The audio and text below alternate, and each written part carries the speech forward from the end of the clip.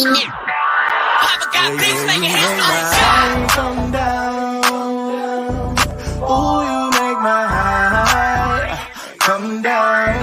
Always tripping when you come around.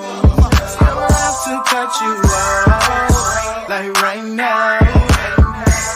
You see, I don't have to drive me. You can say that for your mama. Maybe you should smoke some. Me try the marijuana. I was never you good. The vibe was straight. Showed you a couple of things and they feel strange. I treated you right. Everything was a gift from a time to your bag and the color on your lip. Welcome to Seahawks Man to Man podcast, powered by Blue Wire. Shout out to the new company. My name is Michael Sean Dugar. You guys can follow me on whatever Elon Musk is calling that app these days.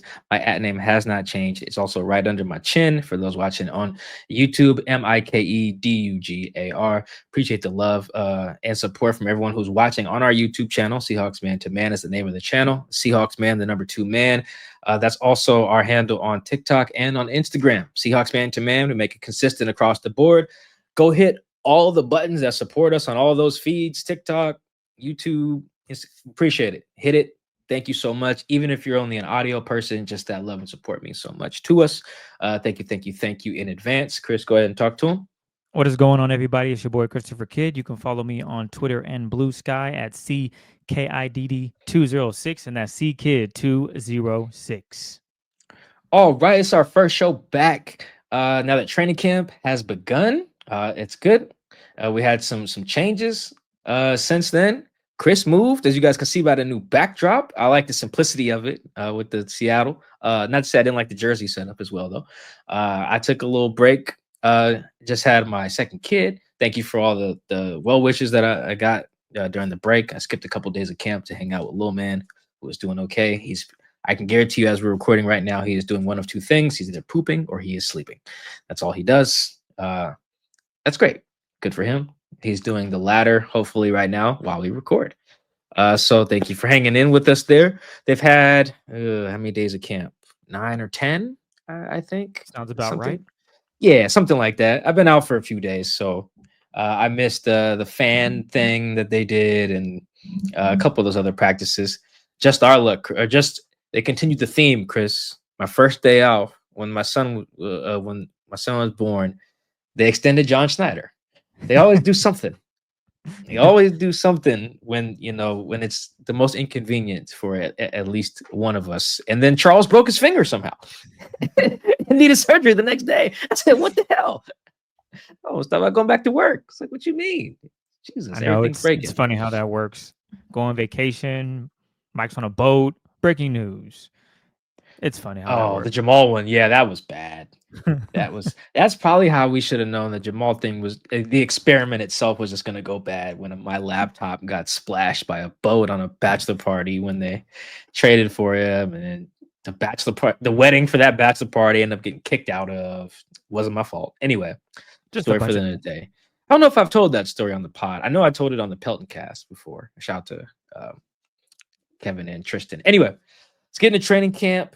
You guys asked a lot of good questions, dozens of them on Blue Sky and via whatever Elon Musk is calling that app these days, and voicemails. We got all 3 contributions. So let's we're starting with voicemails. You got that correct, Chris? Yes, sir. We'll start with voicemails. Here is our first one. So again, we appreciate everyone out there for taking the time to hop on these voicemails, because I know, as Mike mentioned, I said I didn't even think of this, but it's a little nerve-wracking to hear your voice on a podcast ask a question. So for those that do that, we appreciate it and thank you. Keep doing it. We enjoy it. So let's get this going with our first voicemail. Hi, this is Steven. I'm a Seahawks fan in Chicago. Got a question. I'd love to hear some discussion on arrested development, specifically for the Seahawks offense. We all know that the offense wasn't great last year, and coupled with the fact that we had and have a lot of young players who arguably didn't progress much in an offense without an identity, coached mostly by NFL rookie coaches. This year, it's the opposite, right? We've got a proven offense coached by vets who mostly know each other. And the O-line alone has 3 coaches with over 70 years of NFL experience. Benton, in particular, has a reputation of turning around low performers into above-average O-linemen. So all that said, what would you speculate might be the impact of an experienced staff coaching a still really young offense, particularly one that may have had their development paused for a year? Appreciate it. Thanks for all the good discussion. I love this question. Thank you so much. I really appreciate that. We also got a few questions from social media too about this Kubiak scheme and how the scheme itself will alleviate pressure along the O-line and maybe help Sam out. Because that is really that's the theme of this, right? The whole thing on offense. It's not even John Schneider and Mike McDonald aren't going out and saying we got better players, right? Because I don't think they would even believe that if they said it, outside of maybe thinking Gray Zabel is better than Laken Tomlinson. They might feel that, which is fine. We'll see. But even then, Laken's still like a starting O lineman. He wasn't great, but he's like a starting one. There's still no proof that Gray will be that. So they're not trying to sell the fans or the media on we upgraded our players. They're not doing that. They're saying we upgraded our scheme and that will help our players more than what we were previously running. And that sounds good all offseason, but what does that actually mean? And I thought there were I've heard a few things from players because I really wanted to hear from them about what they've learned. It's great that they've gotten the pads on now too. I heard a couple of things from players during camp that really stood out to help answer this question. The first one I want you guys to hear, this is from Ken Walker during camp. The initial question is that they just asked what he thinks about the offense. So here's Ken's quick little answer on just his thoughts on the offense, but notice the key word that he uses within his answer. I feel like it's going to be a physical offense. We know we want to be in our identity. I like the aspect of running the ball, but also getting out of the backfield and catching the ball. So it's been great. Chris, you hear that key word there? Yeah. Keyword there. Identity. Identity. That's important. That's important. And then there was a follow-up there, I believe by Greg Bell, Tacoma News Tribune. Great follow-up here. Greg asks him, okay, Ken, you've heard this is your third coordinator. Everyone says they want to run the ball this time of year. Why do you believe Clint that he's actually gonna run the ball like he says he is? And here is Ken's answer to Greg's question.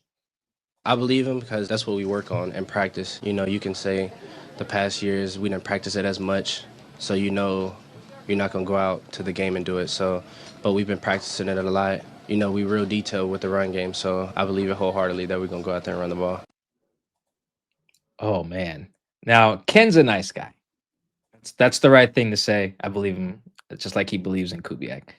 But boy, Chris, that sounds bad for Ryan Grubb and Shane Waldron. That sounds like they wasn't out there practicing. They wasn't. The talk didn't matter. They were talking the talk, but not walking the walk. That's what I hear there. And whether Ken means it that way or not, that's how it comes across. And you know what, Chris? That's what it looked like. It looked like Ryan Grubb was saying a thing, and then they would go out there and practice another thing, and then therefore do another thing in the game, and it just didn't match. And I really feel like they're not going to have that problem with Clint Kubiak. I think what really stood out last year, and we talked about this when Grubb got fired, is remember everyone was saying, I think DK kicked it off by saying this, and a couple other players confirmed, and Grubb later confirmed. As his first meeting with the team, with the offense at least, he says, hey guys, I know I threw the ball a lot at Washington. We're going to run that pill here, just so you know. Right? I think DK was who said that before week 1. Cool. Other players confirmed. I feel like that was something that Ryan said because he thought that's what they needed to hear. I don't think he believed that. You know why I didn't think he believed that? Because by week 5, he was apologizing for not getting Ken the ball enough. I think that was the Giants game. He was like, yeah, you guys are right. I should run Ken more. Ken had like 5 carries. Like, dog, you just forgot your own philosophy in a month? No, that was never the philosophy. That was never the identity. I think that's just what he thought they needed to hear to kind of get out of the I'm a pass-heavy college coach narrative that was on him. Fairly, by the way, that it was on him. And he's told them something that he thought should be the identity, but didn't really believe it because he didn't have one yet. He had never coached in the NFL, to our questioner's point. And I bring that audio up. I just don't think they're going to have that issue because, one, Clinton doesn't have to come in here and say what the identity of the scheme is. You get the playbook, you look at it, you're like, damn, what you mean we're using a fullback now? Like a fullback tells you everything about what your identity is going to be. You don't have to say anything. You're using a fullback. Fullback's only in there for just pain. That's it. He don't expect no catches. He don't expect no plays where he's anything close to the 4th read. He's just expecting to go out there and hit somebody in the face. That's it. Every play. That's what he does, right? So you don't have to ask about what the scheme is. But also, I thought it was important that Ken mentioned. Oh, we actually then go practice those plays. They not just in there for the sake of being in there. And I thought the reason that I think practice is important to note as well, because Chris, remember when we were saying on the pod, because I was being told this information behind the scenes but couldn't relay it properly, that Pete changed the offense in 2020. The let Russ cook thing. Remember, he like deaded that after Russ threw a bunch of picks. I think it was against the Rams. Remember that? Yep. And one of the things that some people pushed back on was like, well, Mike, they're still running the ball a lot. Like, what do you mean? Or excuse me, they're still throwing the ball a lot, particularly on early downs. What do you mean Pete killed that? Pete didn't kill it. He did kill it. And one of the way the players felt that he killed it was how they practiced after that. It went from being, oh, we're practicing a lot of the pass plays. Let's say if there's 90 plays in practice, damn, 60 of these is Russ throwing the ball on first down, second down, or early down install. After that Rams game, I want to say it was the Rams game and the Buffalo game combined. That was just bad. Pete was like, enough of this. Tried it your guys' way. It doesn't work. But one of the ways the players could feel the change was practice. It went back to, oh, okay, we're doing the Pete thing again because of how they practice, which is why then that Giants game that year, who was the quarterback, Chris? It's escaping me. It was a real bad loss. Who'd they lose to? Was it Colt McCoy? One of the Colt McCoy losses? They lost like 12-5. You're probably right. Yes, double check that for me. But I think they lost like 12-10 or 12-5 or something like that to the Colt McCoy Giants that didn't have Saquon. And the reason they couldn't score any points in that game is because what Shoddy wanted to run versus what they had been practicing didn't match. You're right. They lost 17-12. Colt McCoy. 17-12. There we go. I knew it was some ugly score. Wayne Gallman had 16 for 135 on the ground. Wayne Gallman. What? Oh man. Anyway, so this is all important to answering the question of how the scheme is going to change things. I think is because Clint's going to talk the talk and then walk the walk. Whether it works is whatever, but he's going to do that. And I do think that was very important. That was missing with Ryan Grubb. That was missing. Another thing that I think is going to be very important with the scheme helping the O-line in particular is something Olu mentioned to me in a conversation. This was, I think, after the first day of pads. I was talking to Olu about how the scheme's going to change. So the first question you hear in this audio is me asking Olu why the O-line is going to be better this year than it has been in the previous 2 years. Here's this exchange with me and Olu.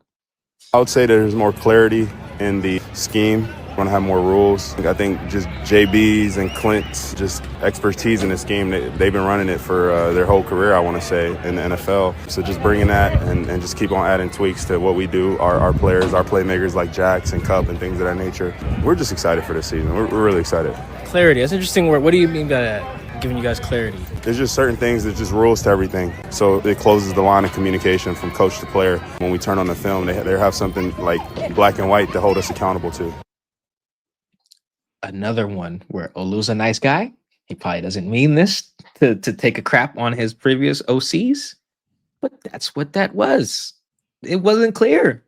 They didn't know what they wanted to do or what they wanted to be. And Chris, remember last year when we had, it sucks, we got to take a little victory lap here. But one of the things that we were skeptical of last year with a new staff that didn't know each other was how they were going to problem solve. What Olu is speaking to there indirectly is problem solving. Hey, this doesn't look right on film. How do we correct it to what it's supposed to look like? Well, there was no point of reference because Grubb hadn't done it.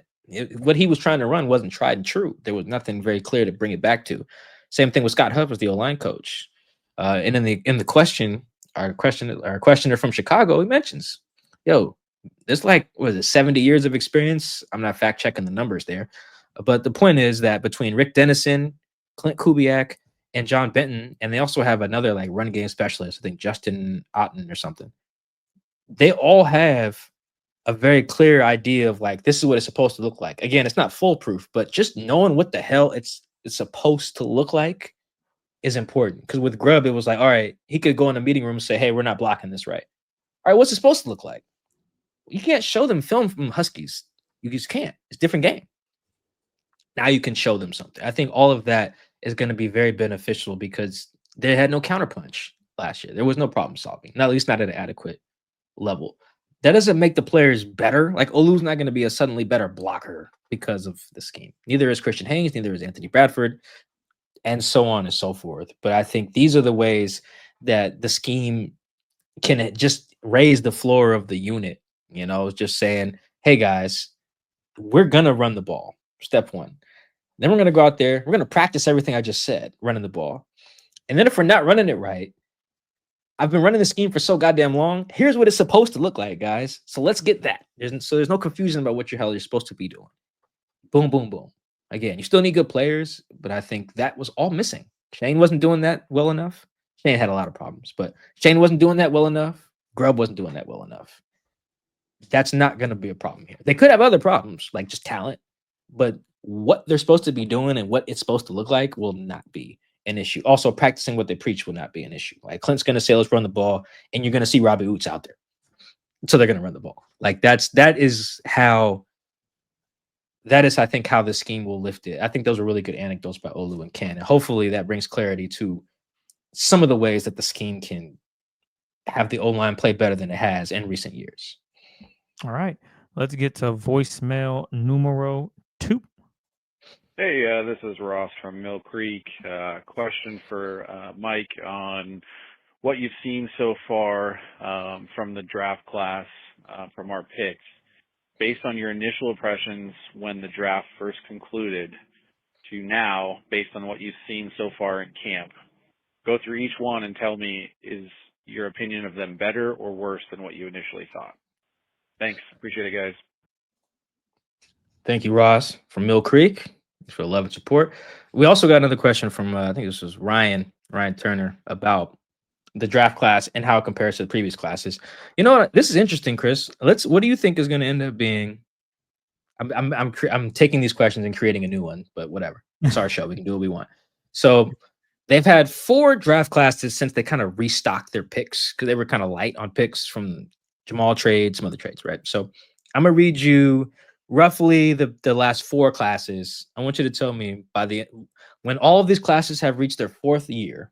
I know the first round picks will have 5th year options, but just when each class has played 4 years, I want you to rank these classes on what you think will be the best class to the worst class when they all get a 4-year sample. All right. So 2022 class, for a reminder, that has Charles, that has Boye, K9, Abe, Kobe, Reek, and Derek Young. Has some other guys too, but that's fine. That's basically the sample there. 2023 class, Spoon, JSN, D Hall, Charbonnet, AB, Anthony Bradford, Cam Young, Mike Morris, Olu, Jarek Reed, Kenny McIntosh, speedy recovery to K-Mac, blew his knee out. 2024 class has B. Murph, Christian Haynes, AJ Barner, T. Knight, Nehemiah Pritchett, Sautawa Laumea, DJ James, and Mike Jarrell. And the most recent class, Jesus Christ, they drafted a million guys. 2025, Zabel, Imanwari, Oreo, Jaylen Milroe, Riley Mills, Torrey Horton, Robbie Oots, Bryce Cabledew, Damian Martinez, Mason Richmond, and Ricky White. All right, 1 through 4. They all get a 4-year sample. Predict the future, Chris. What's gonna be the best class? Give me 1 through 4. God, that's so tough. Maybe not, though. It is. That's why I threw it to you. I would say number 1 class. Sheesh. I would probably go with 2023. Man, it's so. I feel like the top class could. I'll go with 2023. All right, who's number 2? Coming in second, we will put 2022. Charles, Ken, Abraham, Reek. I like that number 2. Number 3. Oh, this is where it gets fun. And you said it starts with 2021, correct? 2024 and 2025 are your 2 other choices here. 2024, 2025. Well, that's unfortunate. All right, we'll go 2024. This is. I feel like I screwed myself. We'll go 2024. We'll go 2025 and 2024. I'm with you. I think so as well. So yeah, we got Spoon's class being number 1, Charles' class being number 2, So tough. Zabel's class being number 3, and then Murph's class being number 4. No, I think that's Oh. correct. I think that's what it's going to end up being. I think Spoon and JSN are going to prove to be the best players from all of these classes, just in general. All the players we named, I think Spoon and Jax would just be the best players, best 2. And I think the 2022 class will end up being the deepest because that's 5 starting caliber players between Charles, Way, Ken, Abe, Kobe, Reek. Actually, that's 6. That's 6 starters, 6 starting caliber players. That's hard to beat. But I think the most premier talent. I mean, Jackson and Spoon have already made Pro Bowls.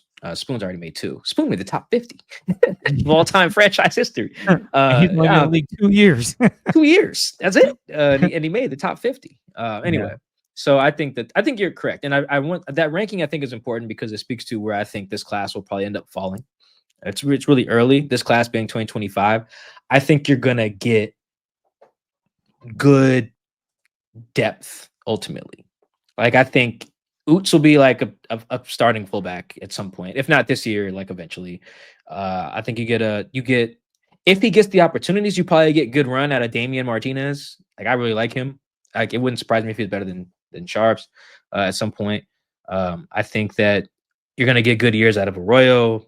I think you're going to get good years out of Torrey. Like just good years. I'm meaning just like when they're on their rookie deals, they're outplaying their contract. Very similar to like Disley. I think Disley outplayed his 4th round contract. When it came time to pay him, then he was overpaid. But when he was on the rookie deal, I think he was fine. So Colby, Parkinson, I'd say the same thing about. Trying to think of some other good. There's some other good examples of guys like when they were on whatever the rookie deal was, they were really good value. Shaq Griffin was another good example of that. So and so on. So I think you're going to get a lot of that with this class.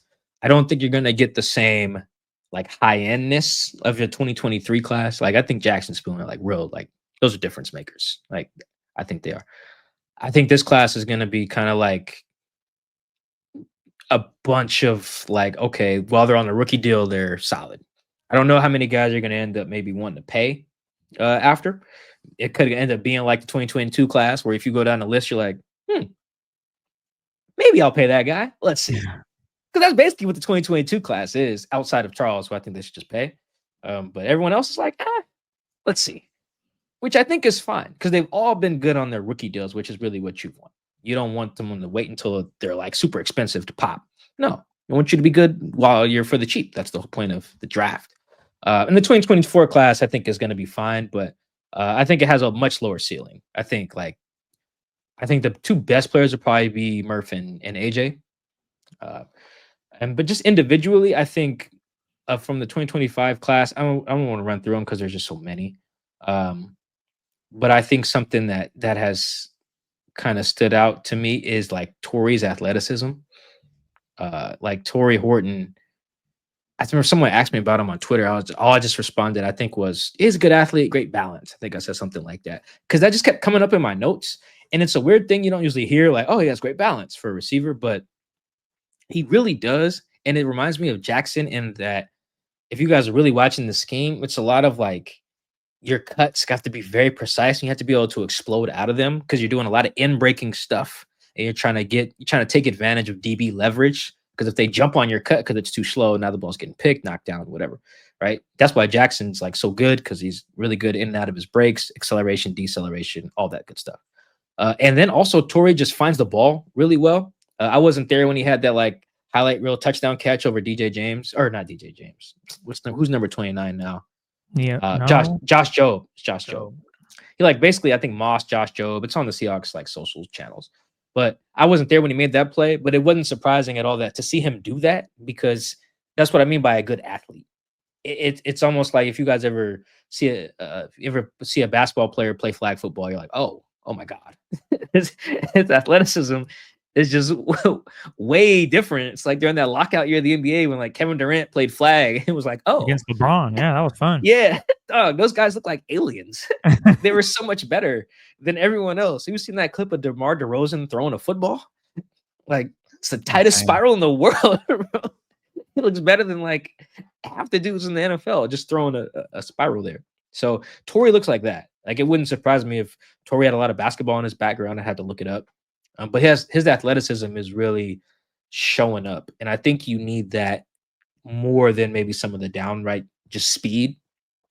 In this scheme in particular, you're doing a lot of in cuts, you're doing a lot of out routes, just quick timing stuff. Not a lot of just, hey, it's a go ball, go win one on one. But you do need to win one on one. Just there's different ways you got to do it. And when he cuts, you see that he's still keeping his hips down. He still can fight off the defender. He can play through contact, I think, really well. He had a good ball against Reek where he did that. The last practice I was at. So everyone else is kind of playing about what I expected out of the draft class. That's the one, maybe because I didn't watch Torrey as much because he blew his knee out so early last year at Colorado State. But when I went back, when I just watched him at camp, I was like, oh, wow, this is a really good athlete. It's almost like what you kind of hoped. Who's a good athlete they've drafted at receiver recently that didn't pan out? Who was a good athlete? Oh, you know who was a good athlete? John Ursua was a really good athlete as well. Another basketball player, by the way. I think he got an offer to play at Hawaii, play ball. Like it seems very similar. Like Torrey just seems to be the bigger, better version of what John should have been, probably, which is good. I think that's really promising. All right. And our last voicemail. Hi, Chris. This is Whitney from Mill Creek area. Mike, congratulations on the new baby. It was fun seeing you at training camp. Hope you didn't mind me coming up and saying hi. Anyway, my question for you guys is, do you think that they will get Jaylen Milroe in any kind of packages for the offense, like goal line or third down or anything like that, just to kind of get him in the mix because he's so fast. I was at FanFest last night and he's so fun to watch. Anyway, thanks so much. Love the show. Take care, guys.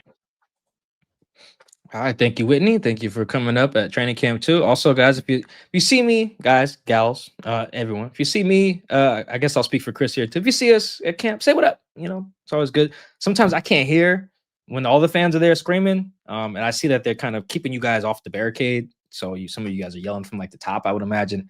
Come on down if you can. Try to catch me. I'll say what up. I enjoy that. Chris, I have a theory here. You know what I think is happening here with Milroe, to answer Whitney's question? What you got for us, G? I think they said that they had that thought of like, let's build the Milroe package, right? And then they got Milroe in the building and were like, oh, that's stupid. In terms of how much time to spend on that. Like having a package for him, I guess, is fine, but I've never really been on board with that because I do know in this scheme, it's very much predicated on what's the phrase? I think Mike McDonald says it a lot. It's a version of the Sean McVay thing. Elegant simplicity. It's very much, let's make everything look the same so you don't know what's coming. All our play actions, all our boots, the receivers go out to block. It looks just like when they're going to run a route, so they're just confused, right? So the defense is playing slower. It's hard to teach all the quarterbacks that, and then just like, all right, everyone stop. Let's run all the Jaylen plays. You know, it's just a waste of time, I think. Like, if you think Jaylen's a quarterback, then train him like a quarterback, treat him like the other two guys. And then as he becomes the starter, then it's like, okay, let's really dedicate time to the Jaylen plays. Because you just can't dedicate a bunch of time in training camp to the Jaylen plays while he's the third quarterback. Third quarterback's I'm not dedicating any time to his package of plays. I'm just not. I don't care who the third quarterback is. There's a reason you're the third dude. Like, in terms of if I make you the third guy, it's for a reason.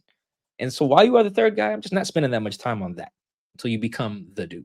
Same thing with like Trey Lance when he was backing up Jimmy. It was like the offense has to look a certain way when Jimmy's in. Trey needs to learn what the stuff is that Jimmy has to do just in case Jimmy gets hurt, which he did. And then we can work in some of that stuff they did with Trey Lance, but you can't spend that much time on it. I think Trey was QB2 at the time as well. But anyway, so I don't think while Jaylen, to answer Whitney's question, I don't think while he's QB3, that's just a good use of time. And if they thought they could do that year one, maybe that was just them being optimistic, but it feels like they got in and it was like, oh, wait, when the hell are we supposed to spend time to work on that? You know, you just can't. Like, Jaylen's a quarterback. You're not going to maximize Jaylen's ceiling by giving him 3 goal line plays a game. That's dumb. Run the ball. That's fine. Because it's just hard to it's hard to just get enough reps to make that better than what your regular offense is. Jalen's a quarterback. Until he's your starting quarterback, you got to train him up like everybody else, I think. Because that's really what you get. That's how you reach his ceiling. It's not give him a few goal line plays. He's not Taysom. He's not Black Taysom. He's not. He's a real quarterback. With Taysom, you could do that stuff. The little package. Really, he's not Black Taysom. I hated when people were calling him that on draft weekend. He's not that. I think Clint even got asked about that. No, he's not. Taysom can't throw unless he plays Seattle. Otherwise, he can't. He lit up the Seahawks.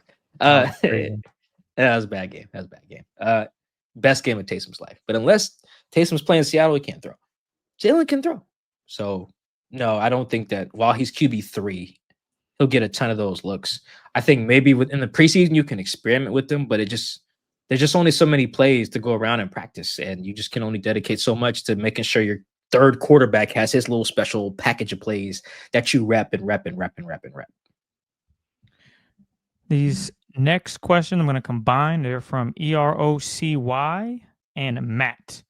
If Darnold has to miss time for any reason and Milroe balls out, how likely is it that Sam never gets that job back? And then the second part of that would be, is it possible that Milroe even wins the job through the course of the season?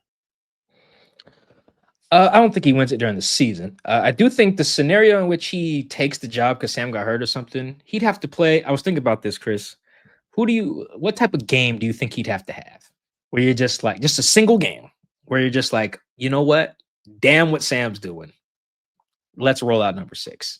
I have a game in mind, but I'm curious what you would pick. Oh. I know I'm putting you on the spot there. But. Remember when CJ Beathard came to Seattle and just what's his name?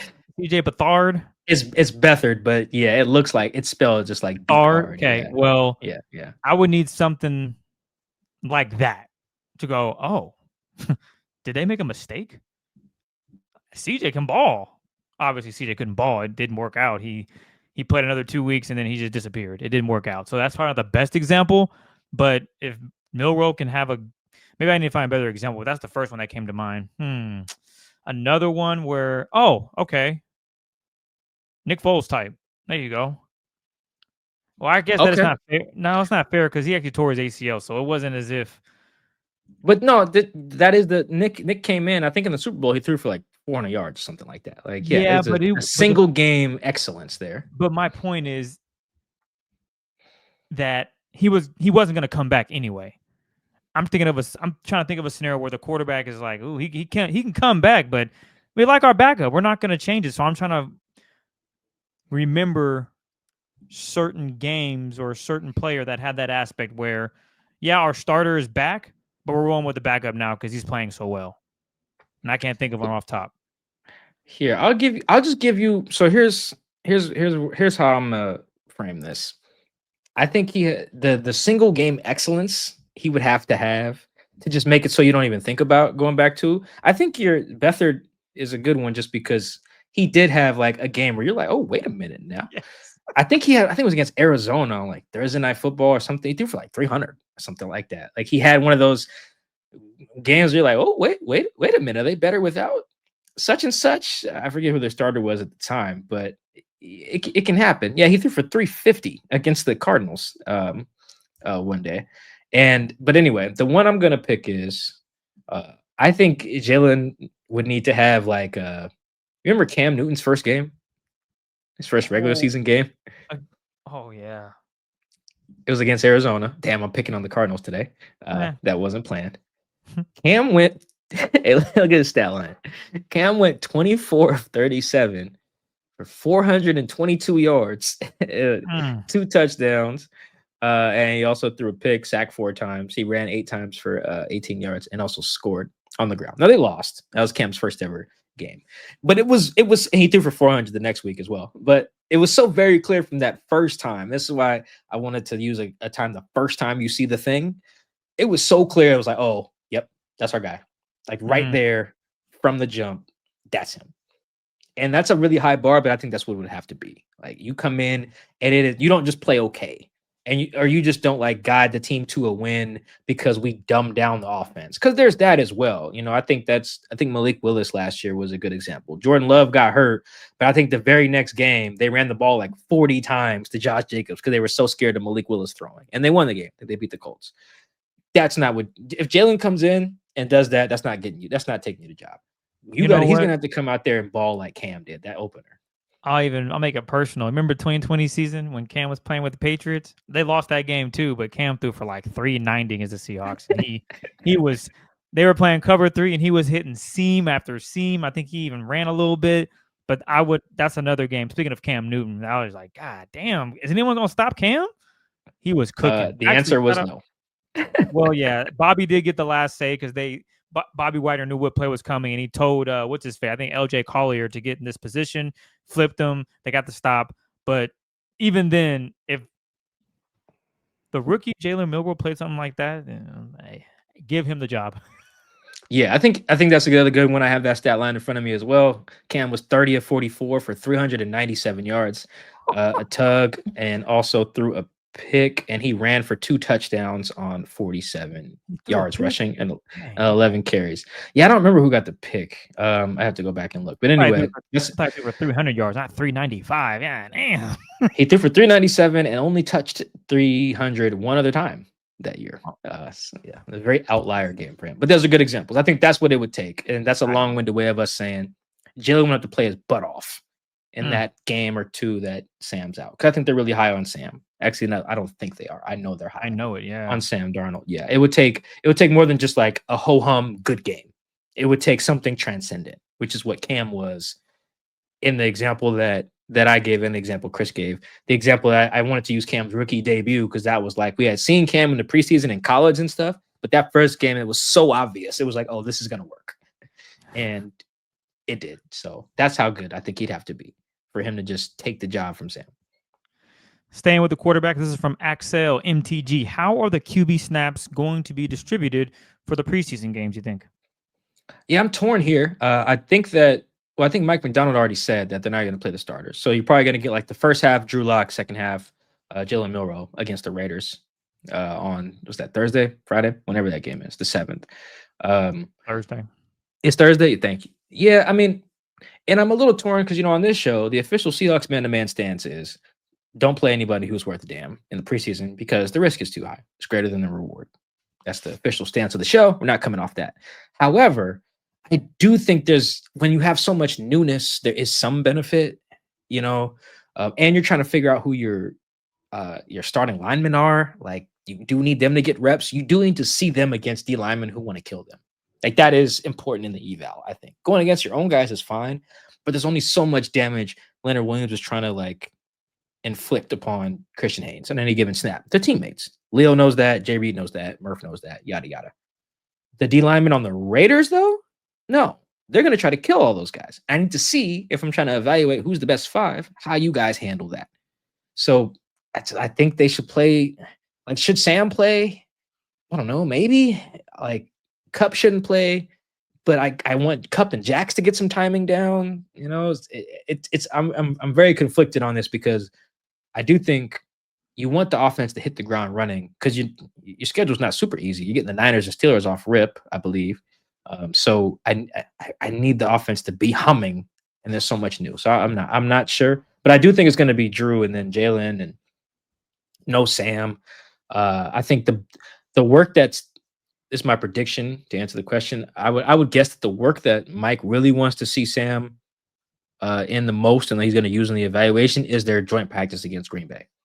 That's going to be it. Probably going to get a lot of reps out there, and is going to say, all right, this is how I'm evaluating, not the preseason stuff, which I can get. I understand it's a more controlled environment. You're not trying to kill guys, but yeah, I'm a little bit more torn than usual because there's a chance that the rust is really hard to shake off if these guys just don't get any live reps in the preseason. Fair. This next one is from Steve. There have been rumblings about Christian Haynes' lack of effort in camp.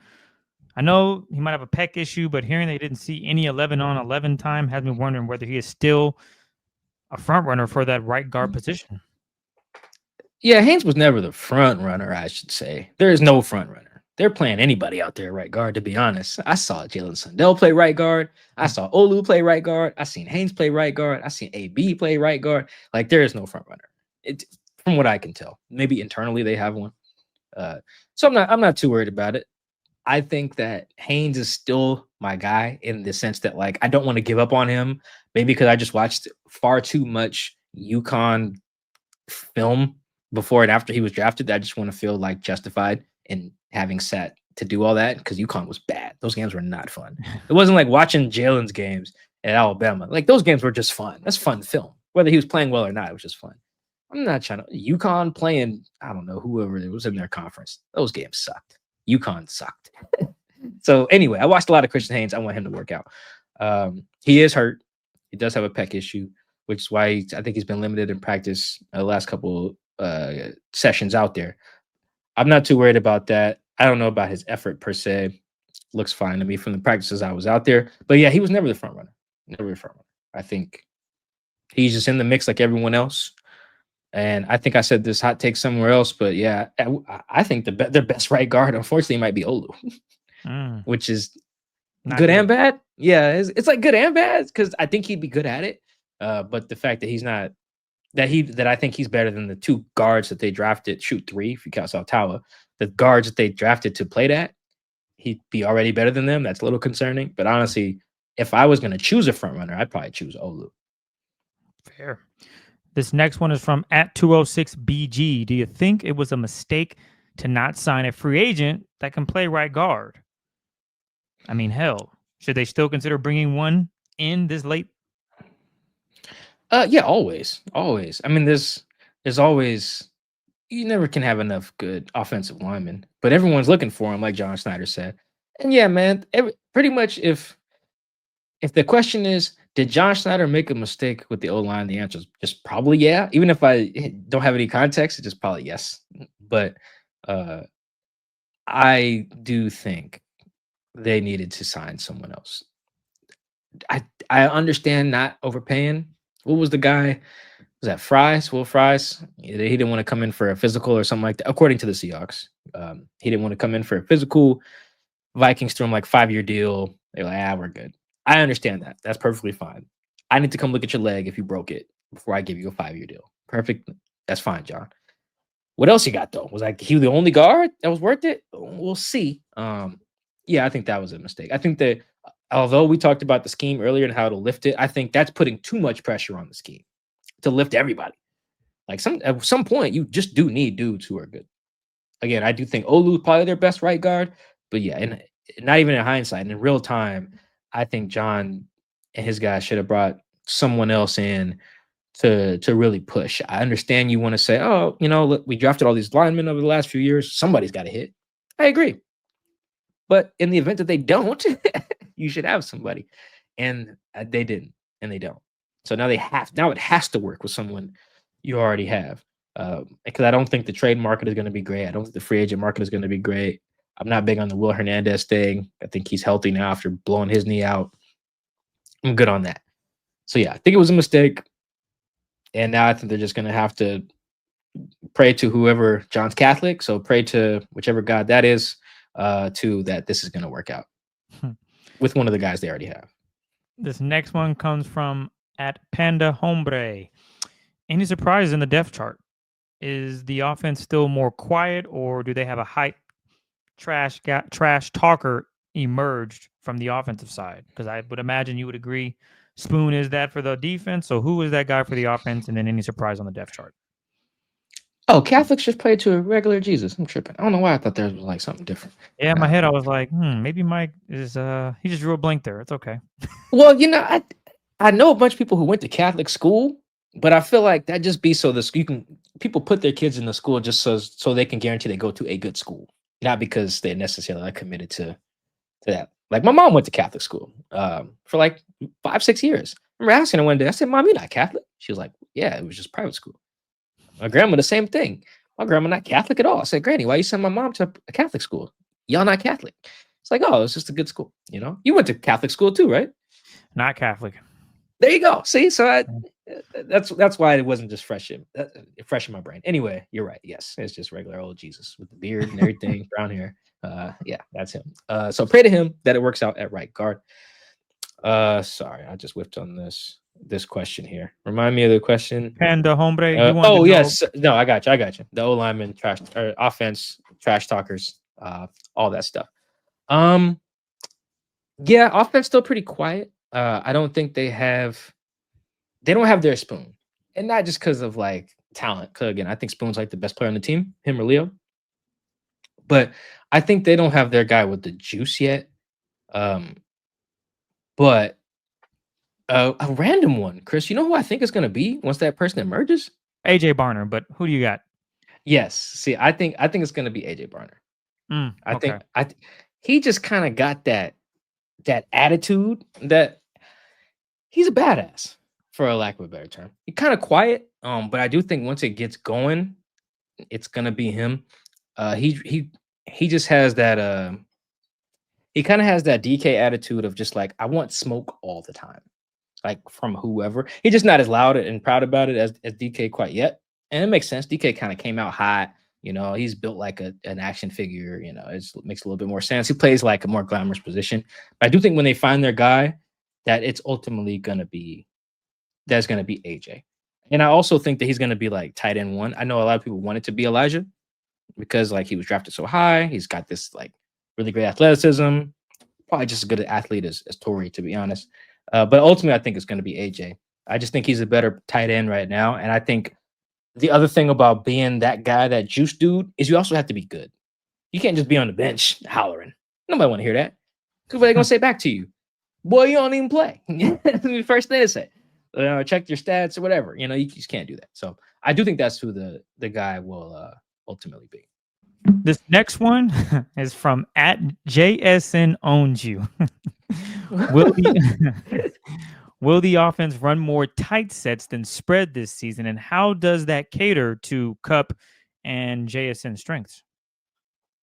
I think it mostly helps Cup because I do think he's one of those guys who the answer is yes. Yeah. You watch camp, it's a lot of like tight splits, everyone's near each other. It looks very much like the Rams in 2017, 2018, the offense that was given the Seahawks. Oh boy, it was giving them problems. Like, that was real deal. Sean McVay came in hot. Oh boy, he came in hot. And it was impressive stuff, boy. Because it was just all so simple. It was just like it clicked for Sean or whoever. Who just like, why would I just line up all these guys on the outside, not use no motion, take advantage of no like switch releases? He was like, I'm gonna do all that. It also kind of looks like not as much motion, but you know, Chris, the Dolphins kind of came on with that. What are they calling that? Like the little exit motions. You know what I mean? Actually, the Rams did that. No, not orbit. Yeah, it's just motion. I know what you mean. I forget the exact title, but I know what you're talking about. I'm gonna look it up. Yeah, the orbits one is the one where they're in the backfield. Behind, yeah. Yeah, Shotty used to do that a lot with like Tyler. Remember that? Yep. But this one is more where it's like Tyreek Hill be doing and Cup be doing. I think that as much as and the splits. Yes, they're going to be doing a lot of that. And I think that really helps Cup more than Jackson. I think Jackson can get open against anybody.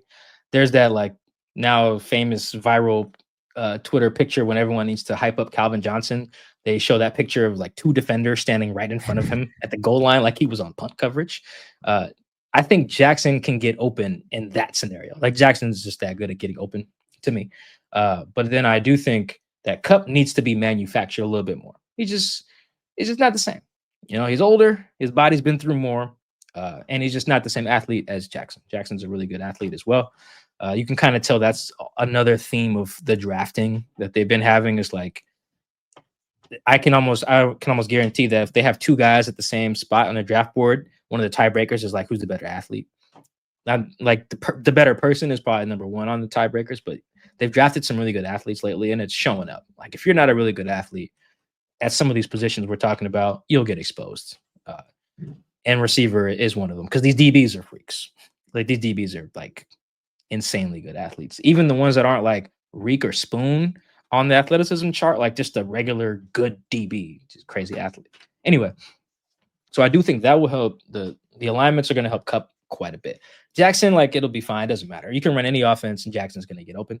You can line him up outside. You can line him up inside. Line up in the backfield. It really does not matter. Ohio State did all of those things, and it worked. Grubb experimented with some of it, but as you can see, Jackson's so good, and Jackson's good after the catch as well. So like, scheme be damned. Just give the ball to 11, and he'll figure it out. Cup, I think you got to like, all right, Cup, here's how we're going to specifically exploit this coverage coming up to help you. And I think that's good. I think if you're going to get Cup and pay him what you're paying him like, we're not going to cut your salary. Like Marquez Valdez-Scantling, they paid him hey, we can cut you if we really want to. Cup, they didn't really do that. They were like, we at least got you for a year. If you're going to do that, and likely you pay him for 2 years, if you're going to do that, you have to have a plan. And I think they have a good one, which is we're going to manufacture you getting open, which is what you got to do. And that's why, not for nothing, Sean McVay said, you can go. I don't want to have to keep doing that for you. I can get Devontae Adams. I'm not drawing nothing up for him. Just go. Line up over there and get open. Yes, coach. Boom, he's open. Like there's a reason why they moved on from Cup, because that does get exhausting, I would imagine, as a play caller. And it's probably hard to do. It's probably very frustrating, one, to spend your time doing that. Then he gets hurt, which is not really Cup's fault, but it's just the reality of the game. And then two, to do that as it gets deeper in the season. Like that's just hard to like keep manufacturing ways for you to get open. It's like, I know that's part of the job, but also it's like, eventually we just need dudes who can win in a phone booth. And I think that's Cup in spurts, but not enough that he's not scheme proof. Cup used to be scheme proof. He's not scheme proof anymore. So I think they're using the scheme to try to help him out in that way. Him and all the other guys, to be clear. But this question was about Cup, I believe, and Jackson. So I'm focusing my answer on him. This next one is from B9 Season. How many wide receivers make the roster? We all know JSN, Horton, and Cup are locks. Who else? I liked it. The question snuck Horton in there. It's the right. The locked in. You peeped that too. Like when did we lock him in? I mean, so right now, I think last year they kept 7 receivers. So I imagine they probably do the same. So I would say JSN lock, Cooper Cup lock. I think Jake Bobo is a lock. So that's the 3rd receiver. MVS, you just talked about his salary. He could be. So he's the 4th guy, I would guess. Dare I say Cody White, 5. Torrey, 6. And then I guess either Derek Young or Ricky White, the 3rd. I think it'll end up being one of those two. I don't know where you stand on it, Mike, but that's kind of what I'm seeing. Yeah, so I'll do like a roster projection thing at some point, but I think that the more I thought about this question when we got it, I was like, actually the number might be smaller than I think. I think they might only keep like 5 now. Yeah, and this is they got a fullback too, and they got I see where you're going with it. It makes sense. So I was thinking they kept 4 running backs and a fullback, so that's 5 there. Now that was before Kenny blew his knee out, so now you don't have to factor that in. Unfortunately for Kenny, you only have 3 running backs and a fullback. 4, okay. But if Brady Russell's also your backup long snapper, like he's emergency long snapper in a pinch, he can also play tight end. He's also on all your special teams units. Even if he's not your best fullback, I say you keep him. So now you're keeping 2 fullbacks and a 4th tight end, essentially, and a 2nd long snapper, all by keeping Brady Russell. And you keep Robbie Oots. And I think and then 3 tight ends. Traditionally, you keep Arroyo, Eric Saubert, and AJ. So 3 tight ends. 2 fullbacks, 3 running backs, because I think you need also extra tight ends and fullbacks for the offense that they want to be. Yeah. So then where do you skimp? Where do you cut? Oh, receivers. So my guess would probably be Jackson, Cup, Torrey, Marquez Valdez-Scantling, and then Bobo. But I'm not like super. I really think the preseason is going to matter a lot. I think what could hurt MVS a little bit. He is a veteran. He's played in the scheme, so that's going to help in terms of just knowing his assignments and doing the right things, which is important. But I haven't seen him much on the coverage teams, and I feel like when you got to fill out your special teams unit, you're like, okay, well, Marquez or like Cody White, who Cody's on the coverage teams. I believe Cody actually can return kicks, I think, as well, which also matters because they just lost Kenny McIntosh. So where does that, and then you got Bobo's on all the special teams as well. Like how you build your roster out, those are the type how you make those decisions as well. Plus, who's also going to make the team. Because if it's like, okay, our fifth receiver, well, yeah, we need our fifth receiver to play receiver, but more often than not, we're going to need him on special teams. More likely than we're going to need him to catch passes, as our fifth receiver. That's just how it works in the NFL. Your top three guys, particularly in a heavy personnel offense, your top three guys are going to catch a bunch of balls and not play special teams. Great. But everyone on the back end needs to play. That's why it can be tough for some veterans when they get to a certain age to make a team. You look at we'll talk about Noah in a second. Noah doesn't play special teams. So when you're talking about paying him a certain amount, where you think he'll be on the offense in terms of the hierarchy, where as a pass catcher, plus the fact that you're not on teams, we're trying to fill out the roster, buddy.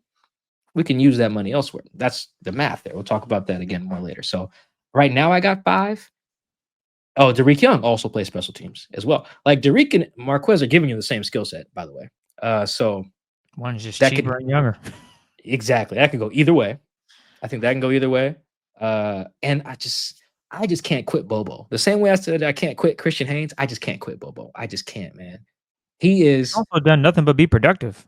So that would make zero sense to me if they ended up just, obviously, as you mentioned, preseason plays a big role, but I don't think he's going to take a step back on what he's done the past few seasons and preseason games and regular season. So that would be kind of crazy if he has a slide, but anything can happen. Can I give a hot take? I don't know if we said this on the show before. Maybe we did when we interviewed Bobo. I think Jake's the best route runner on the team. Like I believe that. I just watch him and I'm like, if you just came to practice and you just watch the receivers do their stuff, you'd be like, his detail, the way he sells stuff. I was even watching some old stuff against him and the Titans at the joint practices. Like he was barbecuing those guys in Tennessee because he's so deceptive. And not like deceptive speed because he's white, like deceptive in how you sell routes. Like when he needs to sell a comeback, like he makes sure like to explode like he's running a go, turn his neck around like he's expecting that fade ball, and then boom, downshift, come back. And that's hard stuff. That's not everybody's doing that every time to get the DBs biting. So that's part of why I don't want to quit Bobo, because I just feel like in this offense, where you're saying we don't need a bunch of speedsters, we just need like maybe 1 or 2, and everyone else has to work the intermediate. I just want to believe Jake's gonna work the intermediate as well as anybody else, because he's when you can run routes that good, and he has good hands too. Jake doesn't have a lot of drops, so you got good hands, good routes, big guy. Yeah, I'm keeping him. So right now I have Jake, MVS, Cup, Torrey, and Jax, but you could really swap probably Marquez with Derek or Cody, and that could be the 5 come week 1. This next one is from Column. Reasons to be optimistic on the offense based on what you've seen at camp. Yeah, I think it's more so what I've heard. And those clips we played at Olu and Ken, I think, are really the reinforcers, because everyone looks fine in camp. I wasn't like a huge joint practice person prior to last year, and I'm kind of still not. But I do think last year opened my eyes to why coaches enjoy it so much, because that's the real test. That really is. Like, how does your team? Everyone's team looks good against their own team generally. Okay, but what happens when you play those other guys? How do they look? And how do you look against those other guys where you get multiple reps? It's not like you're getting like when you play the 3s-on-3s in a preseason game, depending on how the other team lines it up, you might get 20 plays out of your 3s. You spend 2 days of joint practice with another team, you might get 100 plays of your 3s versus their 3s. And you could really just line it up. It's not just, this is a couple 3rd and 7 reps where you get to see if your 8th corner can cover a goal ball. You may only get like a couple of those in a preseason game, for real. You do that in practice, joint practice for 2 days, you might get that guy to cover 20 goal balls, that in a semi-live setting, fully padded. So that really helps assess. So I may not have a really good idea until preseason and the Green Bay situation, but I really think it's going to be the identity part that's going to lead the team. You have to know what the hell you want to be, because otherwise, when push comes to shove, what are you going to do? What plays are you going to call? What are you going to come back to? What are you going to reinforce? You lose by, I'll give you an example.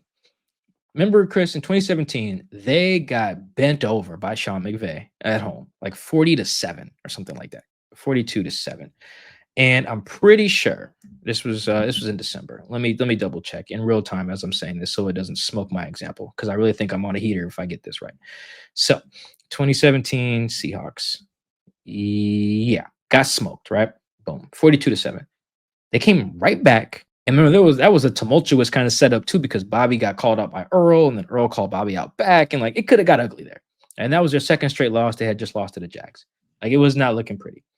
Playoffs hanging in the balance. You know what they did? They went down to Dallas on Christmas Eve and went out there and handled them boys. Now the game was close, but they won the game. And I bring that up because one of the reasons Pete's teams avoided skids back then, they didn't really have a lot of like, 4-game losing streak, 3-game losing streak, is because they didn't even lose back-to-back games that often in the heyday. One of the reasons they were able to do that is because they knew who they were, and it was very easy to just kind of recalibrate. It's like, okay, we're kind of getting away from who we are, either on offense or defense. Let's come back. We could be punching each other. We could be cussing each other out. We could be throwing chairs. We can be doing whatever. Yeah. But in terms of who we are, either on offense, defense, or special teams, we know what to come back to, and it's very easy to do it. So if we lose on Sunday, we get our butts shellacked. We can tell the truth on Monday. Everybody go be with the kids or do charity or sleep or rehab on Tuesday. That's the day off. By Wednesday, the coaches will have outlined, here's how we come back to who we are. And that is why in those games where Pete shut down the let Russ cook stuff in 2020, one of the things he said in that run where he was about to shut it down was, I don't recognize this team. I think he said that after the Buffalo game. He was like, that's not us. I don't know what that was. That's not us. That's why he was saying that. It's like that, whatever we were trying to be, that's not who we actually are. And so I think more so than what I'm watching, I think they're running the stuff just fine. The perimeter stuff is kind of whatever, because I think the outside linebackers are actually better than a lot of the players on offense. So they're having some issues from what I've seen in the practices there. But I think that just as a philosophy, having something to come back to, like Olu was saying there, like, if we get out of whack for a game or two, what are we coming back to?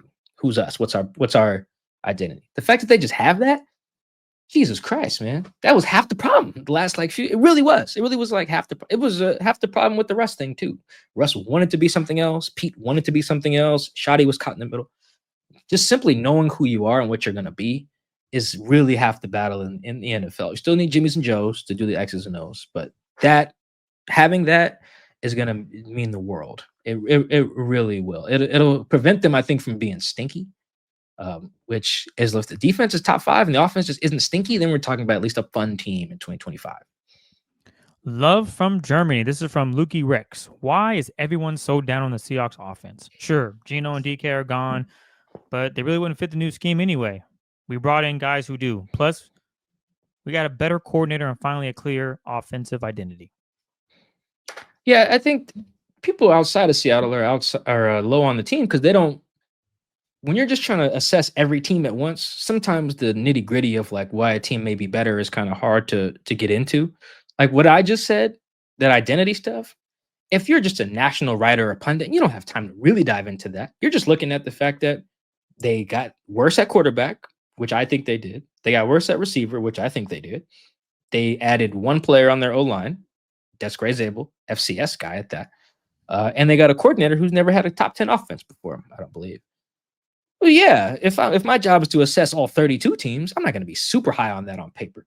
Now, is there some obligation on the part of the national media maybe to dive a little bit deeper? Yeah, but as someone who's tried to assess the whole league on a weekly basis before, like last year, for the Heat of the Call pod, it's just hard. Like, you don't have that much time to really do this for your power rankings or whatever. So I think that is why. And I think all of that, to be clear, is fair. On paper, they are not a better offense. Like, more talented, that is. Even if you say Clint's better than Grubb, which he probably is for all the reasons I just mentioned. Okay, that takes you from what? What were they last year in points per game? Chris, 21st? Something like that? Sounds about right. Oh, yeah, I got it right here. 21st in points per drive. They were behind oh my God, look at some of these teams they were behind last year, guys. They were worse than the Falcons. They were worse than the Steelers. They were worse than the Jets. They were worse than the Colts by points per drive. They were worse than the Dolphins by points per drive. And this is with Geno playing the whole year. These other teams that I'm naming were playing multiple quarterbacks. In the case of the Colts, multiple bad quarterbacks. In the case of the Steelers, multiple so-so quarterbacks. So that's why I think Because when you assess a team from afar, like a lot of people do, is that outside of like the particular fan base, it's okay. Let's look at the talent. Let's look at the coaches. If you just looked at those two things, you'd be like, yeah, well, I'm not that high on Darnold. They didn't change the O-line that much. He's no longer throwing to Justin Jefferson and Jordan Addison. They'll be okay. That's not that crazy. It's insulting to Seattle fans, I understand, but would you really try to go assess the whole league? It's not that crazy. And they'll probably go from what? 21st to 20th. What do you think? What do you think? What do you think they'll be in points per drive? Let's just go with that. Maybe 17th. 17th? Okay. Yeah. Maybe. Let's see. Who was That's assuming 17th last year? The Steelers were 17th last year. There you go. And I would expect the Steelers to probably be better. Well, the Steelers, they made the playoffs. They won 10 games last year. They also have DK I mean- and Aaron Rodgers now, but I hear you. No, but I mean, like the 17th best offense last year made the playoffs. So, like, you can think that that's what they'll be, and still think they could be a playoff team. Yeah. And then they went and got bounced in the first round, and I think they only scored like 14 points. Fair But point. that's what they were. They went 10-7. That's with two quarterbacks too, by the way. I forget when Russ jumped in there, but yeah, they were better than the Seahawks on offense. And they week 3 or 4, but anywho. Yeah, and they were decent with Justin, but not great. So Justin Fields, that is, which I was really surprised to see they were worse than the Colts. That's On crazy. offense last year. Yeah, that's pretty bad. The Steelers last year had a decent defense. Where the defense in points per drive? Oh yeah, top 10 defense. So the Steelers had they had the 17th best offense and like the 7th best defense. They won 10 games, went to the playoffs as a wild card, got bounced. That could easily be the Seahawks in 2025. It could be. It would not surprise me. Would that surprise you if that's what happens? They have a 16th or 17th best offense, top 10 defense, win 10 games, run into got to go to Green Bay. First round, lose, and that's it. Not surprising. I think we even did a few episodes ago, we did a little discourse on that. You said, Chris, what did the Seahawks finish with? I said 11 games. I said they go on the road to face the Commanders, which means obviously they beat the Eagles. They had the best record, whatever the case may be. And they lose to the Commanders.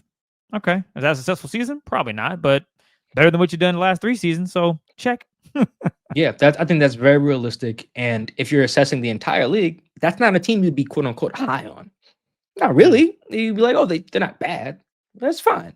And I think that's fair. I really think this is one of those years where the national media has a pretty good feel for how good or bad the Seahawks are, at least today.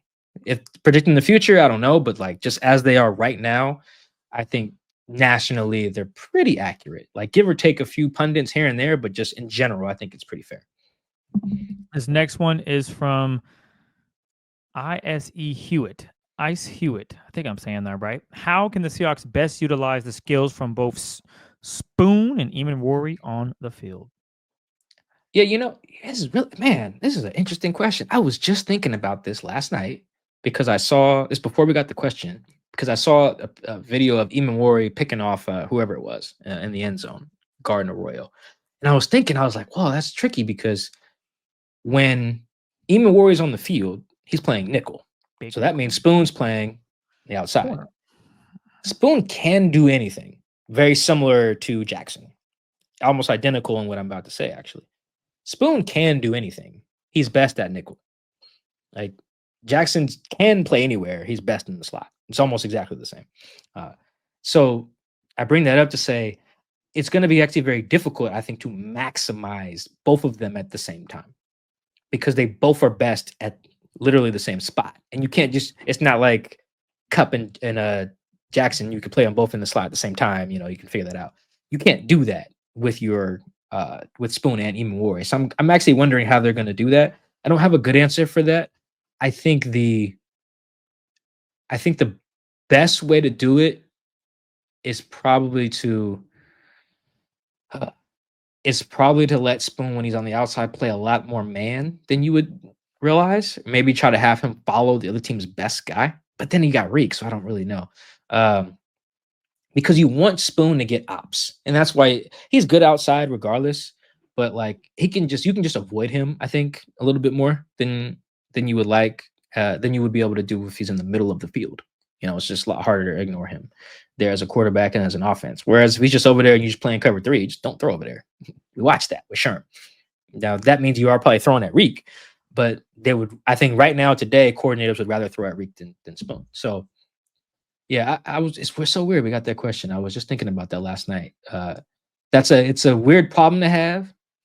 And again, it's not to say Spoon can't play outside. He can, but I feel like if Spoon was just an outside receiver, he would not be as impactful as he is. He'd still be as talented, but he wouldn't be as impactful. And if you play him outside a lot because you need Nick on the field, I feel like you are maximizing Nick at the expense of maximizing Spoon. And I think if I had to choose who I'm gonna maximize, boy number 21, yeah, come on, you my guy. He's proven playing you everywhere I can. You need to see Nick step up, and when he gets his opportunities, dominate, right? Even if it's 50 snaps, it needs to be 50 dominating snaps to a point where, okay, we have to move the safeties around because we need you on the field. We can make it work. We'll figure it out.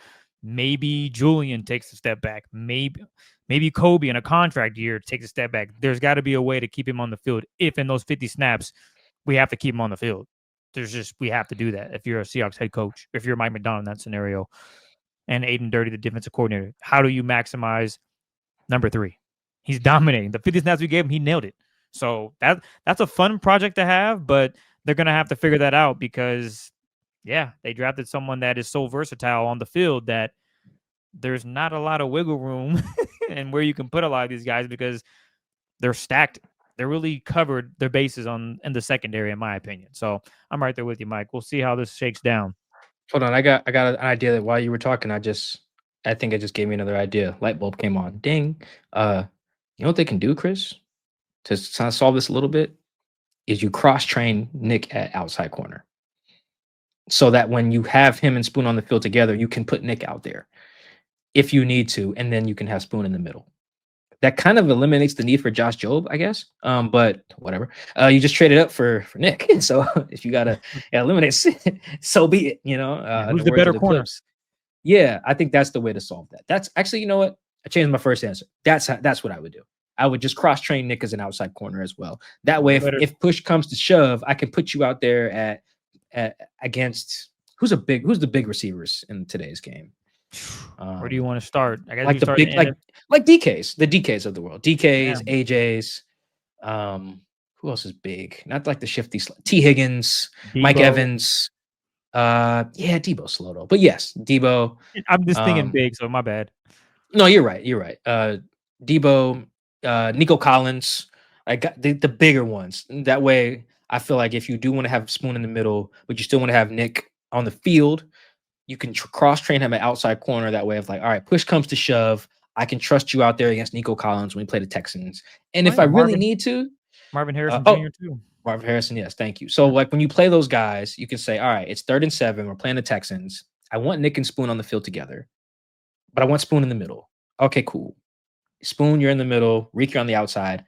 Nick, you're on the other outside. But what we can do is we can trust Reek. Reek, you line up against Nico Collins. Press man, beat him. Cool. And then Nick, you're still learning over there. We'll just have safety. We'll have Kobe shade to your side. Boom. There we go. And we just Reek by himself to go. I think there you go. We just worked that out. We just give it free advice to Mike McDonald. Thank you. You're welcome. I'm just a little concerned about him going backwards. But like you said, they're going to train him and hope he can figure it out. Because my fear is, I don't even want to say that. I'm not going to say the fear. I know what your fear is. Do you know? But that's why you help Kobe though. You help Kobe. Could you guess what former Seahawk I was going to compare him to? Well, yes. There's several. There's several options here. There's okay, Ugo, there's Trey Flowers. Yes, it was Trey Flowers. Jackson, Trey Flowers, because of the height. Trey had it all, but it just never worked on the field. But see, Trey also wasn't as fast or as good of an athlete as Nick. He wasn't as good as an athlete, but I felt that he just, I don't know. Maybe he just wasn't. He wasn't nearly as fast either, though. No, Nick can fly. That just scares me. A guy that can fly just can't go backwards, gets tangled up. Anywho, I didn't want to bring that up. I feel like I'm going to edit that out. But that's what. No, you're right though. That's a good fear, and that's why I'm saying put Kobe over there to help. That's why it's very important that you can just tell Reek you're good. Because I think in my Texan scenario, the other thing is okay. Well, if you're trying to attack that matchup, if you're CJ Stroud, I think that's a win for us as the Seahawks. If you see Nico Collins on one side and whoever I think their number 2 is like Christian Kirk. If your goal is to have Christian Kirk beat Nick deep at the expense of throwing it to Nico, that's a win for us as the Seahawks, I think. Because then you're going away from your best guy to try to match it. Yep. Yeah, and I think that because of who you're going, it's not like the Bengals like, okay, we're not throwing at Jamar because you're doubling him, but T's over here. No, with the Texans in particular, that's an L every time you don't throw to Nico. I think so. I think you're right. That's a legitimate fear, but that's where having Reek is so important because you can say Reek. Now they're afraid of you. You got one-on-one. They're still afraid. Cool. Try to throw it to Christian Kirk on a fade ball against our rook. That's fine. Kobe's gonna pick it off. We're gonna go the other way. I think that would be how Mike would probably look at it, and I would agree. Perfect. This next one comes from Phil Birnbaum. With the news about Micah Parsons, what would you offer to get Micah to the Seahawks? Ooh, that's so funny. All right, see if I can stare directly in the camera here. Make this very clear and pointed. I would trade whatever it takes to get Micah Parsons. Whatever it takes. I'm serious. Because there's some guys that it's just a no-brainer. Like, it's very clear. If you didn't know nothing about football and you watch them play, you would say, "Oh, wow, that guy's really good. Who's number 11?" Like, you would do that. It's a perfect test. Go watch a Cowboys game with your significant other or someone older in your family. They kind of know football, don't really pay attention, right? I bet you watch enough Cowboys, they'd be like, "Wow, this number 11. They keep showing him on these replays. He must be good, huh?" Like, that's Micah. The Seahawks, they have a couple of those guys. They have Spoon, they have Leo. Cool. Micah's that like every snap. He really is. The Seahawks, it would take 2 1s, probably, Chris, right? 2 1s, probably to get Micah. Send him. I'm sending him. Giving Micah $40 million a year. He's just that type of guy. He is. And I don't think there's that many of those dudes at that age, too. I think Micah's only 26. It's the age, it's the impact, it's the position. Send him. That would make way more sense than the Jamal thing. I think it even makes more sense than the Jalen Ramsey thing the Rams did when they got him from Jacksonville, I believe, for 2 1s as well. Like, I would do that. I would absolutely do that. Or if you want to give it a 1 and a 2 and then throw in one of your edge rushers, give him Chenna, Boye, something like that, I'll do that too. Because I think that, remember how we just outlined that the Seahawks, like, if they go 10-7, blah, blah, blah, that's probably where they'd be. I think you add Micah, then you're talking like, all right, we'll see you in DC for the title game type of thing because we got the best defense in the league. Damn the offense, we got the best defense in the league. Like that, I think he's that much of a difference maker. And it's the age. You can give him a 4-year deal right now. In the final year of his deal, he'll be like 30. Like that, yeah. Trey Henderson, I think, is already 30 by comparison. So the same lot, and again, it's different than I think like Jamal because of the position. It's you got to really like scheme around and figure out how to use Jamal. Micah, you line him up and say, "Go whip the other tackle's butt. Ready, break," and he's gonna do it. Like this dude is a Hall of Famer. So yeah, I give up whatever Jerry Jones wants. He won't do it, Jerry. That is. And I don't think John will do it.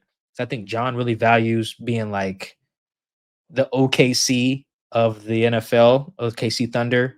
Bad example, I guess, on a Seattle pod, but the OKC Thunder are built to sustain. They have all of these good players, and they're young, and they're not in cap hell, and they have all their draft picks. Like John wants that. He wants a sustained contender. I guess Jerry DePoto of the Mariners wants that too. Like they don't want to just go all in, and then if it doesn't work, you're just high and dry. You want to keep the powder dry. John believes in that. So I don't think he'll do that anymore with these giving away 2 first-round picks. So A, I don't think it'll happen because John won't do it. B, I don't think it'll happen because Jerry Jones won't do it. But if they both were willing, oh yeah. You need 2 1s, Jerry? How fast can you write this down? Seattle's 2 1s on a napkin, whatever. Yeah. Send those over immediately to get Micah Parsons. This next one is from Grigor. What do you think is the most likely path to a Super Bowl ring for the Seahawks regime? Pairing a dominant defense with a cheap rookie QB and Milroe like it did in 2013, or build a new core and become competitive in a couple of seasons? Yeah, I really think it's having perennially like the top 5 defense and having an offense like Seattle's was in that time that protects the ball really well because Russ was always good at that. And Marshawn didn't have a huge fumbling issue, so that was good. So they won turnover margin a lot, and their defense just kicked butt. I think that's going to be the recipe. And the reason I think you can do it's not the ideal setup. The ideal setup is like McVay or like Shanahan, where you have the offensive guru and you can keep him and the quarterback together. And that's more sustainable year to year as your offense when you keep your play caller and your quarterback together. But I think for the Seahawks, that's going to be unrealistic because every time you have success now, whether with your quarterback or your head coach, when you have success with your OC, someone's going to poach him, and I think that's the fear when you hire a defensive coach. It's like, well, damn, he got the OC right. Like if he gets it right this year, Clint could just be gone in 2026, 1 year, boom, just like that. Seahawks made the divisional round, have a top 10 offense. He's gone. He's the coach of whoever is going to be available at that time. So that's the fear there. So I think the realistic path, because you have your head coach who calls the plays on defense, is to just consistently have a top 5 defense and have an offense that just, for lack of a better term, just kind of plays the not to lose thing, like runs the ball a lot, real calculated with the deep shots, and then has a quarterback that can move. I think that's it. I think the real path to being what John wants him to be, that kind of sustained, like kick-ass, run the ball, take the deep shots, and have this dominant defense, is for Milroe to hit. I think you can do it if Sam hits, but I think the ceiling's not just high enough there with him as just a passer. I think the difference has to be the guy's movement to really take it over the edge. If you're not just going to have like this golden arm and be this super efficient guy. So I think the real path, honestly, like if you were to go to the casino and just be on the craps table all night hitting, the Seahawks hitting this parlay or whatever, would be Milroe hits. And then Mike McDonald just consistently, he's the Sean McVay of defense. Just like has great defenses year to year. He can change out the parts. Doesn't matter. He's just killing it every year. And I'm bringing up Sean and Shanahan because you see they went to 4 Super Bowls since they got hired in 2017. I got that right. The Rams have gone twice. The Niners went twice. They went 4 times with 4 different QBs. Jimmy G, Stafford, Purdy, and Goff. And that's in a very short span because the head coach was the sauce. Mike is the sauce, so you got to lean on him. And I think if you're going to be leaning on that, you have to have a certain style of offense to kind of play keep away like Pete used to like to do. But you still got to have a different dimension somehow to take it over the edge, which for the Seahawks was Russ's legs. And I think it's going to have to be Milroe's legs. If you really that's got to hit if you want to be a contender, I think. I just don't see it happening with Sam. This next one, we got a few more from Chihuahua Loco. I was surprised John Schneider got sorry. You're good. You be getting me with these names sometimes, man. Because I don't know the names before you say them. So sometimes it's like, oh my God. Sorry. Go ahead. Nah, you're good. He was surprised that John Schneider got the contract extension, considering postseason and perception that they got worse this season. What do you think the rationale was from Jody's perspective? You know what this was, Chris? Tell me what you think of this analogy. I think them reing up with John, because at first I thought he was on an expiring deal, but John signed through 2027, unless something has changed with his contract. So there wasn't a lot of pressure, I would say. It's like, why do you got to extend him now? Same reason why they haven't extended Charles, right? It's like, well, what's the rate? He's under contract for 2 more years. Anyway, my analogy here is I think this is like why the Cowboys paid Dak, or why like the Vikings kept paying Kirk. It was like, well, what else are we going to do? Like, are we going to find a better insert guy here than the guy we have? It's just hard. Now, is it hard to find a good GM? Probably not, because you can just hire anybody. It doesn't have to, they can be of any age, they can be of any gender, they can be of any level of experience, any level of athleticism. It's not like quarterback where they got to be ages 23 to 30, freak athlete, good arm. You can just hire anybody. Me and you could be the GMs. We just fixed the defense here in like a couple questions ago. So anyway, I think it was like that. I think it was like, hey, the guy we got is good enough. You're comfortable. Now, yeah. And now, if you ask Jody, she would probably be like, we think we have the best GM in the league. We trust John, yada, yada, company line, don't care. I think the reality of it is, how are we going to find a better GM than this right away is it's very similar to the Pete question. It was like, why fire Pete? Because how are we going to find a guy who's good at all the things Pete is good at and good at all the things Pete was bad at, like all Pete's blind spots? To be clear, I don't know if they found that, but that was part of the reason I imagine you just don't get rid of Pete, right? John is the same thing. How do you find someone who's good at all the things John's good at and all the things that are John's blind spots? It's hard. Same thing with Kirk Cousins. You pay Kirk because it's like, well, Kirk's not great. He's fine. But damn, man, it's hard to find a quarterback better than Kirk. At least it was at the time. Same thing with Dak. Dak's whatever. Ain't that many quarterbacks better than Dak, though, that you can just go get.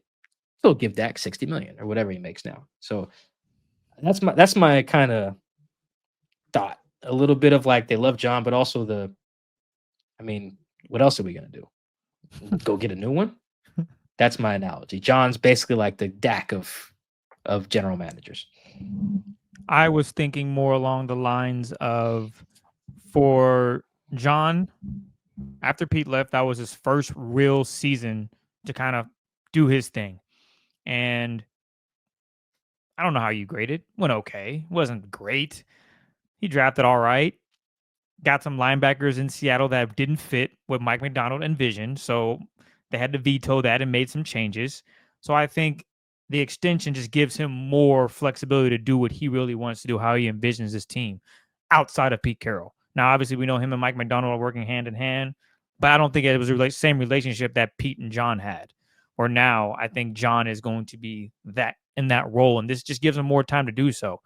And I think maybe Jody felt that and said, you know what, here, we're going to give you this opportunity because we want you to run it how you see fit. And I think that was also played a role in it as well.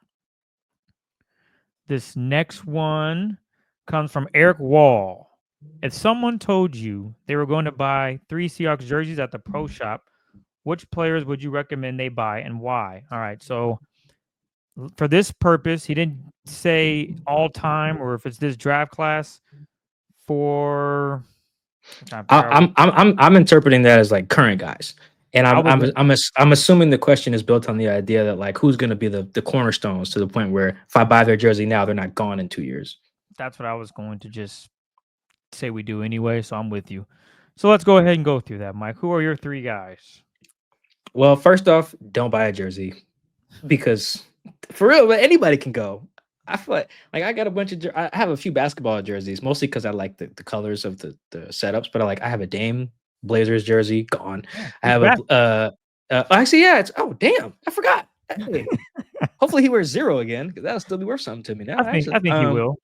Yeah, I didn't even peep that. But then for a while there, that jersey meant nothing. So then I had that. I have a Chris Paul Phoenix jersey. I have Jason Terry Dallas jersey, but that's because he went to Franklin. Go Quakers.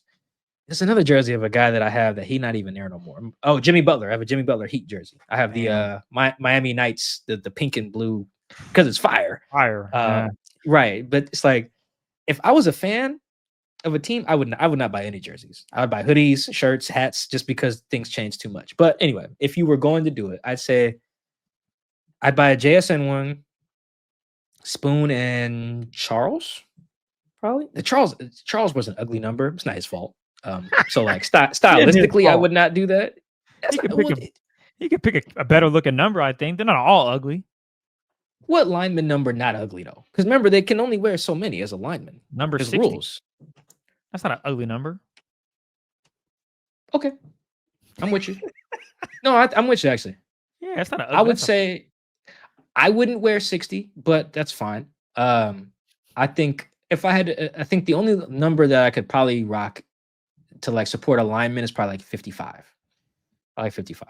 I think pretty much all of the double numbers, same digit, are cool except for 44. Like 44 is ugly as hell. Like there's no way I'm wearing that. You could give me a jersey as 44 for free. I'm like, no, I'm not wearing that. I cut my grass in that jersey. There's no way. Do my yard work in a 44. Not wearing that.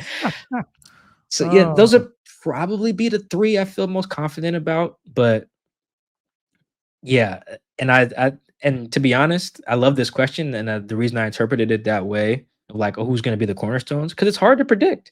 Yeah. Because you think like, oh, these guys are so good, John will just pay them. you don't know. Like Spoon's on his way to being worth $30 million. Is Jax John is gonna pay too. that?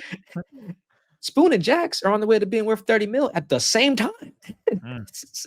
After this year, they're both be worth 30. John go pay that, and Charles might be worth 30 after this year. All $90 three million. of those guys could be worth 90 mil a year at the same time, all this March to be extension eligible. What does So Mike it's like, say? It ain't my money. it ain't my money. I'll pay them all. But that's why I do like this question. But I would go with Jackson, Spoon, and Charles because, like I just said, I would pay all of them. I would keep them all here through 2031 or whatever. So those would be the three that I get. Although Charles, hopefully he can change his number or something because 67 ugly as hell. I will do my. I'm gonna give my 3, but I'm not going because Mike took 2 of my 3, which I figured could happen. But I'll go Michael Dixon. All right, one of the best punters in the league. He's a cool dude. I never met him, but all the interactions I've seen, he just seems like a chill dude. And he's a punter, and he's one of the best. That's another thing. He's one of the best punters, and he just got some bread. So the Seahawks extended him, so he ain't going nowhere. Period. So that's a jersey you can keep.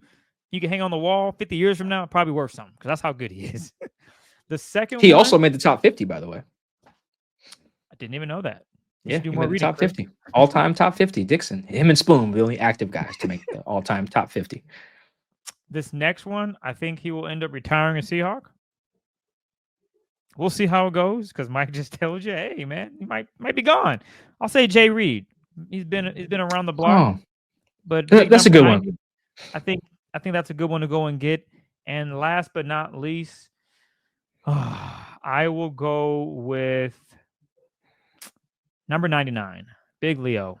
I think that's another guy. So you got 2 fat men and a punter. You definitely picked 4 jersey numbers that are cooler than the ones I picked. I like 21 and 11, but 67 is bad. So yeah, you picked 4, 90, and 99. Those are all solid. Those are all solid. Those are good picks. I forgot about Jay Reed. That's another good one. Yeah, he's cornerstone. I think he could retire Seahawk, but I next year I think Jay Reed is just going to end up just going down the line of being like, oh man, he was really good in his era. Like he will have played so long in this era of Seahawks football, and he will link the 2 coaches together in a cool way. Because he'll have played several years, I would say, for Pete and John, or excuse me, for Pete and McDonald. Yeah, so that'll be cool. Last one, Mike, is from Mr. Smoggy. Me and the son over to Seattle from the UK to see Seahawks versus Saints in September. As my official tour guides, where to go, what to do, also which is the best stand to go in Lumen Field for atmosphere, etc. Cheers, fellas. Thank you, sir. Oh man, there's so much to do in Seattle at that time too, because the weather might not. That'll be great. Yeah, honestly though, I haven't done a lot of touristy stuff in a while. I do. Here's some things I'm curious about. I haven't checked out the new version of like the pier and the waterfront because I don't like traffic and I like to be able to park. Those are 2 things that 2 luxuries just do not have down there with all that construction and everything they've built since tearing down the viaduct. But that's the area I would definitely check out for sure. Hopefully the Storm are in the playoffs at that time. I think that will require a deep playoff run. So I'm a big basketball guy. Definitely got to get over there. What's the last thing? I haven't been to a Seahawks game as a fan since 2011. But if I was gonna go, the one area that looks kind of cool is Chris. I don't know if you've seen how like when the players walk out, there's like a whole bar and like set up there. Like when they're walking to the tunnel, fans are like right there. Yeah, I forget what it's called. You can look it up. But Hawk Zone. It's got some name that's like that. You know, where like they're right there and they're in like these blue fluorescent lights. They look kind of like the lights that they use in that cops use to find semen at the crime scene. Kind of looks like those. But it looks cool for the Seahawks. But they're right there when you walk out the locker room and you walk to the tunnel. I would buy those seats there. I think you can like get drunk in there at halftime or whatever. I'll look up the name. But that's where I would sit. Where they look to find. That is. I don't watch Law and Order, but I feel like every episode is like, oh, what, the bad guy was here. Where's his semen? We'll find him that way. I just had there's a movie I watched called Love for Sale. So you know the dude, what's his name? He played in the new Lion King. He was the voice of Simba. I forget the brother's name. Oh my gosh. Yeah. I know who you're talking about. He was the Michael Jackson in the Yes. Jackson 5 joint. Yeah. He's like 50, but he looks 35. Jason Weaver. Yes, thank you, Jason Weaver. So there's a movie called Love for Sale, and he was talking about how he was on. Everyone had MySpace. So sorry for our younger users or listeners, supporters that know nothing about MySpace. MySpace was what Twitter is today. Just amazing. You had your top 8, all that. So at the time, you'd have to message a girl back and forth to communicate. So Weaver, playing in this movie, he is talking to this girl on, I think it's I Am Chat or whatever, and he's flirting with her, and he's talking real spicy. You know, I'm gonna do this. I'm gonna get you, girl, and all this great stuff. And then his friend, he was like, "Hey man, I got this cool little light. I want to show you." So he had the blue light, so he turned off all the lights, and the room was just covered in white stuff. And that's so nasty. His friend was looking at him. He was like, we could turn the light back on. He was like, I'm gonna actually just leave the room. I'm not gonna touch nothing. And Weaver was so embarrassed because he didn't know his homie was gonna bring a blue light. He just thought he was showing something pretty cool. The cool thing was the blue light. So when you said that, Mike, that movie scene just popped in my head because that would be so embarrassing. You got your friend over, you're talking like, yeah, I'm about to get this girl, and you've been going crazy with your hand, and it's all over the room. All over the room. No, yeah, I've seen Love for Sale. It's a bad movie, but it's a good movie to watch. It's got good replay value. You might remember the scene now. Okay, yeah. Yeah, I've seen it. Yeah, Jackie Long. Jackie Long is Paul George's podcast co-host. Yep. Yeah. So yeah, Melissa Ford's in it. I think Maya looks great in it. Yeah, I've seen Love for Sale. Okay. Anyway, yeah, it's a bad movie, but it's very funny. One of funny low budget joints with some funny scenes like that. But anyway, when they coming from the UK, when you and your people come from the UK, get those seats with the blue lights. I don't know why I couldn't just call them blue lights. I had to make the reference to the Anyway, sit there. That's where I would go if I was a fan. I'm cashing out for that. For sure. That's what I would do. Well, that's a great way to end the show, man. We appreciate all the love and support. Thank you and thank you and thank you. If you haven't subscribed yet on YouTube, please do so. It's about that time. It's about to get real busy for us. We'll come back with our weekly shows that includes film breakdown, something we enjoy doing, going back over the film, picking out our plays that stood out, good and bad. That'll be fun. I'm curious, over and under 6.5 Sam Darnold. I wonder if Mike's gonna hit the over on that, depending on how he plays. But we might just need to have an obligatory Sam film cut up every week. Like just here's our Sam play of the week, whether it's good or bad. Yeah, so that'd be fun. But Mike, is there anything you want to add before we get out of here?